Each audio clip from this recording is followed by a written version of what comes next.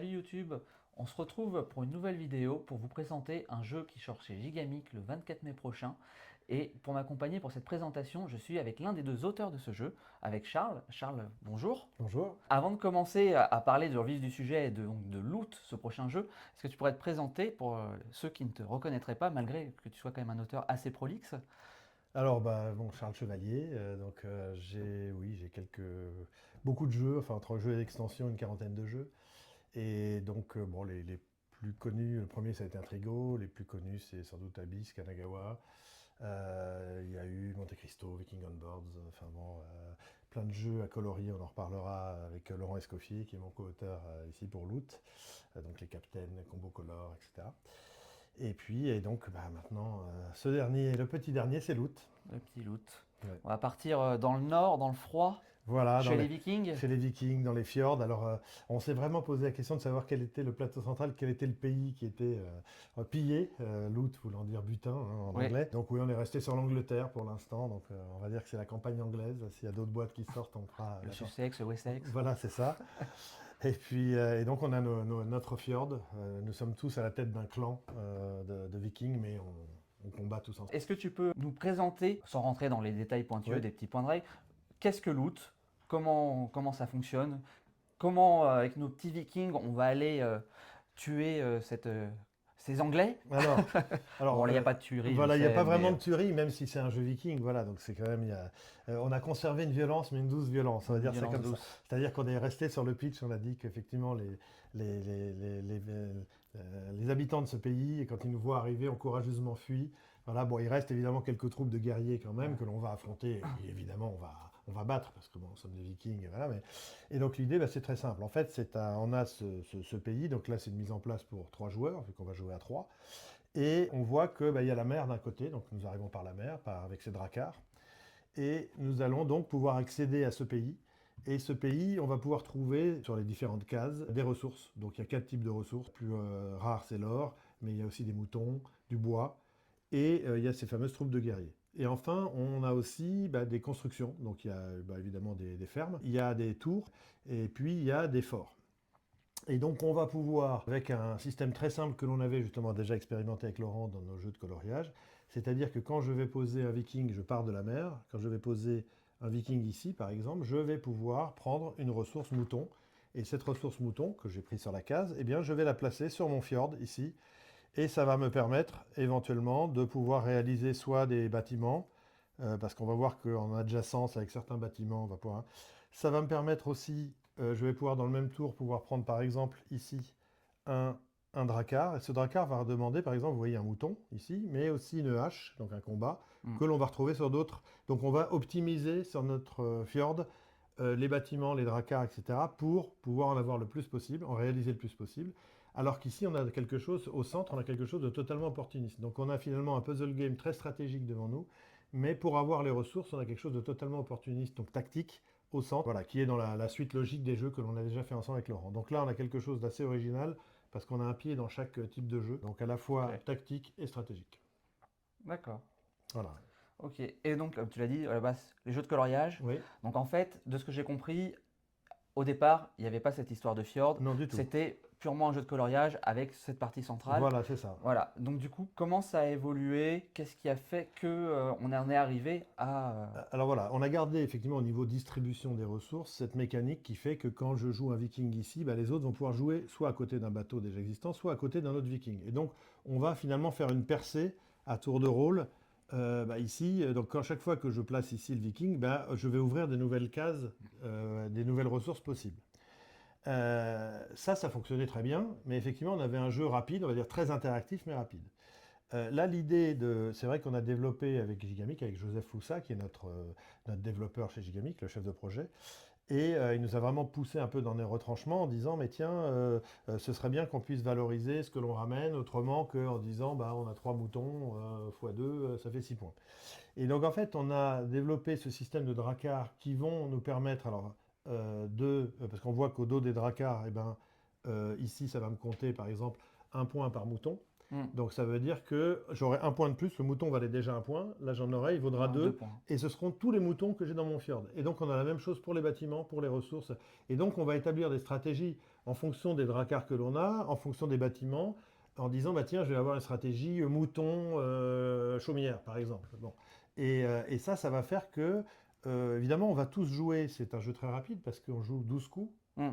on a 13 vikings et vu qu'il y en a un double, on Oui. joue que 12 coups, donc mais en 12 coups, on va voir qu'on va pouvoir remplir notre fjord et on va pouvoir, grâce à cette simple mécanique finalement de proximité, Hmm. on va pouvoir quand même choisir, empêcher les autres d'avoir telle ressource au moment où ils en auraient le plus besoin. On va pouvoir choisir nos dracars, prendre les bâtiments dont on a besoin.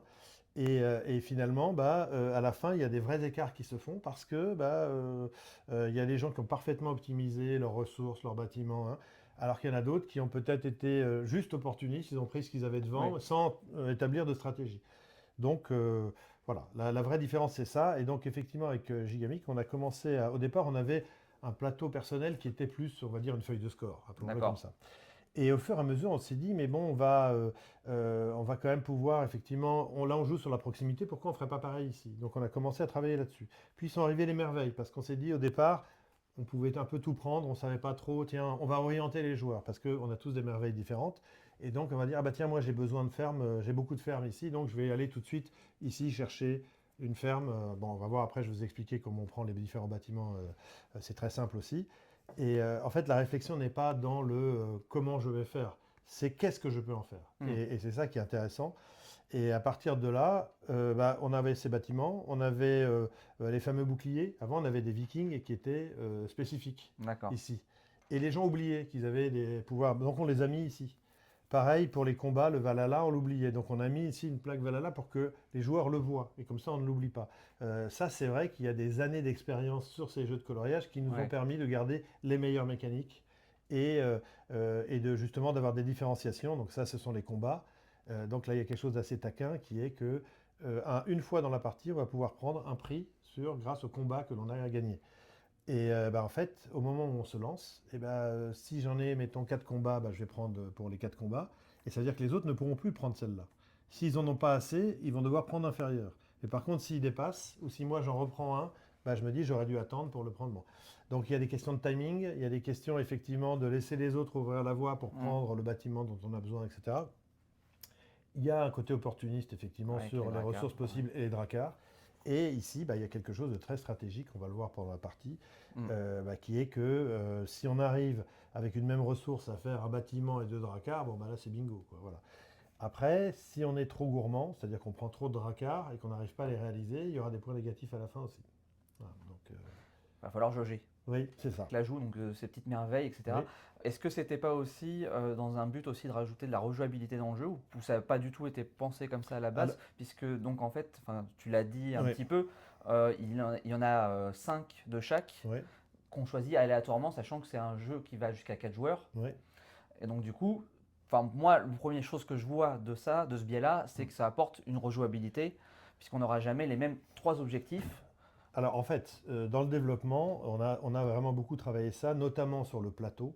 Hmm. C'est vrai que Joseph de chez Gigamic donc, nous a demandé un plateau, on va dire, Modulable. modulable, alors qu'au départ, on était sur une carte, un plateau classique. Et il y avait bien sûr sûrement une pensée coût par rapport à ça, mais il y avait surtout une pensée qu'on on ne joue jamais deux fois sur le Hmm. même plateau.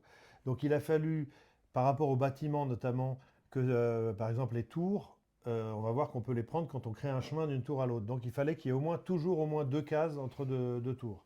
Et donc ça veut dire qu'on les a plutôt mis au centre des plateaux, etc. Les forts, pareil, on essaye d'éviter qu'ils soient quand même toujours l'un à côté de l'autre. Donc on voit que... Et donc ça, il y a une vraie rejouabilité là-dessus. Donc le plateau n'est jamais pareil. Et après, effectivement, cette idée de dire on va avoir des merveilles sur le plateau, mais qui vont nous permettre finalement de ne jamais commencer une partie de la même façon, ça va orienter un peu notre stratégie.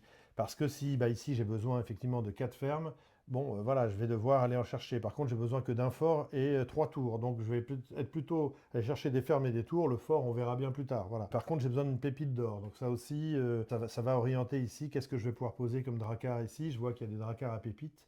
On voit qu'ils vont compter les pépites d'or ici, on le voit sur l'avant. Tout ça fait qu'on va faire des choix cornéliens entre de se dire est-ce que j'en prends un dracard facile mais qui va compter moins de points, ou il y a des dracards à bande noire qui sont plus costauds, mais plus durs à faire aussi. Donc est-ce que je vais y arriver?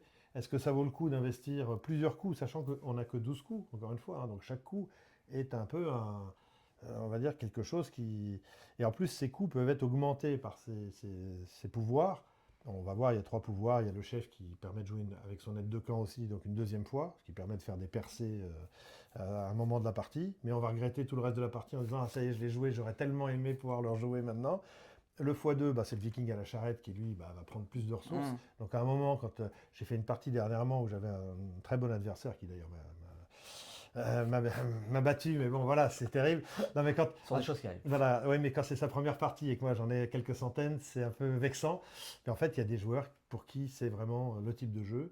En fait, il a réussi à m'empêcher, quand je dis empêcher de jouer, chaque fois qu'il y avait de l'or, il a bien vu que j'avais besoin d'or, moi, sur mes merveilles, et bien m'empêcher d'avoir de l'or pendant la moitié de la partie. Et donc, je me suis retrouvé vraiment j'arrivais plus à respirer tellement en me disant mais c'est pas possible, il va bien falloir que j'en ai un moment. Et donc là, c'est le viking à la charrette. Forcément, quand j'ai de l'or, je vais en chercher 2 directement. Bon, voilà.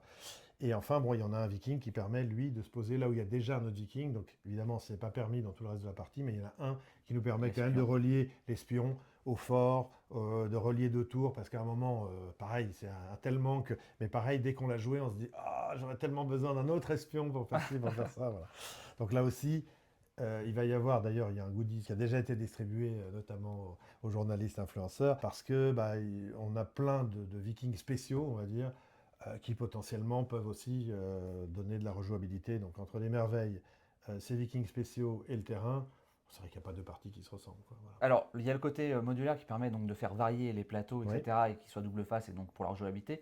Mais il y a aussi le fait que du coup, ça fait que suivant le nombre de joueurs, on n'a pas le même nombre de plateaux. Oui. Ça, c'est juste dans l'optique que ça on reste quand même assez concentré, qu'on se marche sur les pieds pour que ça soit ce côté un petit peu chaotique, bien sûr. et éviter qu'il y ait quelqu'un qui parte dans l'eau, ou c'est juste aussi, on s'est dit, au fil des tests, de toute manière, même si on laissait tous les plateaux, les gens restaient quand même groupés. Alors en fait, l'idée c'est ça, c'est qu'on essaye déjà que les gens, on force l'interaction en faisant des plateaux qui ne sont pas si grands que ça. Donc, ce qui veut dire qu'on va se taper dessus, hein, au centre, on ne va pas se mentir. Donc il y a quand même ce côté viking, ça c'est mon or, ça c'est ma tour, quoi. Et donc évidemment, quand la personne qui joue juste devant me prend le coup que j'avais déjà préparé à l'avance, bon c'est vrai. Donc il y a ça. Et il y a le fait aussi que donc on voulait pas que quelqu'un ait joué seul dans son coin. Donc ça veut dire que là, on a quand même fait des plateaux de manière à ce que ça ne se passe pas ou peu. Après, quelqu'un peut aller jouer dans son coin, mais c'est pas forcément le plus intéressant. Et puis, il y a eu une vraie recherche, effectivement, par rapport au nombre d'actions et de coups. Il faut pas qu'on ait l'impression... là, c'est une question de frustration, de trop grande frustration.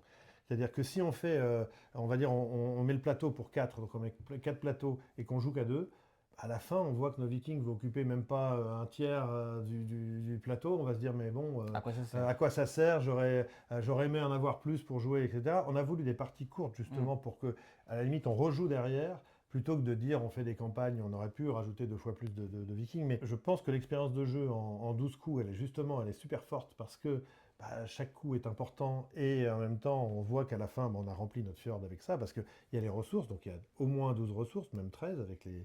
Mais il y a surtout aussi les bâtiments. Donc au final, ça va être rempli assez vite.